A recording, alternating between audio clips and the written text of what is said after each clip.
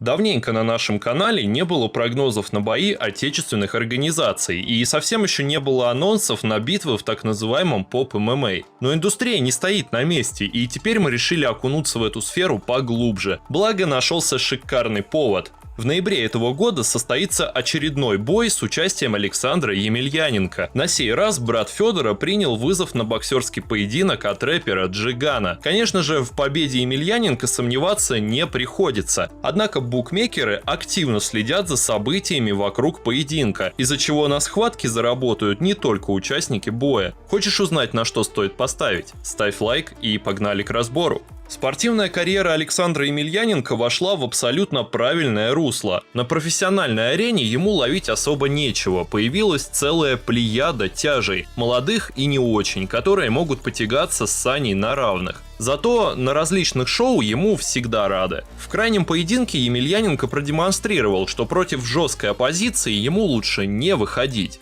Мага Исмаилов уничтожил Саню в брутальной манере, досрочно забрав победу на ACA 107. До этого же был знаменитый поединок с Михаилом Кокляевым, шикарно раскрученный российскими СМИ. Целевой аудитории таких турниров шоу понравилось, а Емельяненко забрал титул чемпиона РЕН-ТВ, который по престижу можно сравнить лишь с титулом BMF в UFC. Понятно, что на подобном атлет решил не останавливаться, поэтому уже в ноябре мы увидим новое противостояние с участием Сани. Интересно, что думает по этому поводу Федор, который, к слову, на этой неделе отметил ровно 21 год с начала профессиональной карьеры в ММА.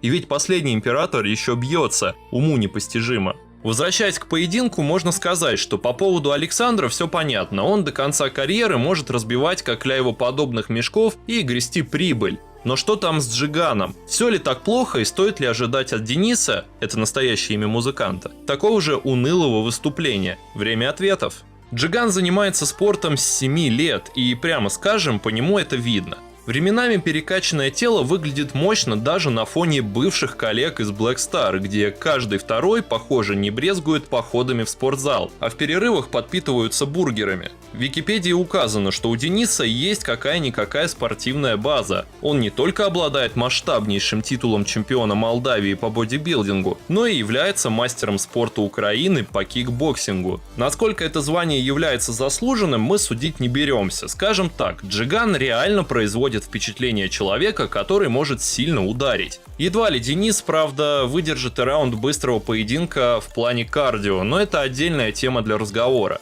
Не стоит забывать и про химию, которой, по заверениям Сани, Денис регулярно себя забивает. Да, подобные мышцы в тонусе без специальных препаратов держать крайне трудно, поэтому здесь Емельяненко стоит поверить. Но это скорее минус для самого Сани. Вспомните пример того же Гектора Ломбарда, который до прихода в ММА ЮСАДА разносил соперников во многом благодаря этому. Да и непонятно, сколько там химии, а сколько труда, спортпита и офигенного хавчика. Все-таки Джиган регулярно заходит в зал, и даже в райдере рэпера есть пункт, что перед концертом ему должны предоставить помещение для тренировок. Если же отдельно обратиться к шансам Емельяненко на победу, то у Александра для досрочного завершения боя есть буквально все.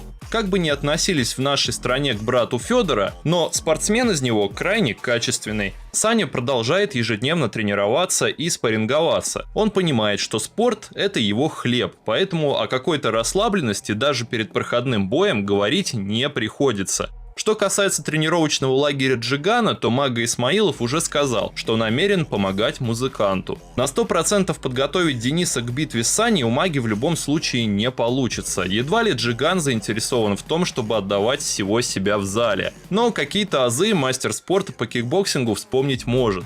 К счастью для Джиги, бой пройдет по правилам бокса. Не сказать, что его шансы на победу от этого значительно повышаются, но в борьбе их не было бы точно. Как мы уже говорили, сильно ударить Денис может, но потрясет ли его удар Саню? Об этом забудьте. В него выпускали удары качественнее и куда мощнее, поэтому к выпадам Джиги Емельяненко должен быть готов. В голову Дениса же качественных рифм прилетало куда меньше, чем прилетит ударов от Сани в ноябрьском поединке. И выдержать их Джига не сможет. В прогнозе же мы обратимся к одному из интервью Емельяненко. В нем он говорит, что учел все ошибки боя с Кокляевым и постарается выдать в поединке реальное шоу. Какой смысл он вкладывал в эти слова, конечно, непонятно. Саня тот еще любитель перформансов, но одно можно сказать точно. Быстрого завершения поединка ожидать не приходится, и именно на этом мы предлагаем сыграть. Букмекеры могут быть не готовы к подобному исходу, особенно если опираться на бой Емельяненко-Кокляев.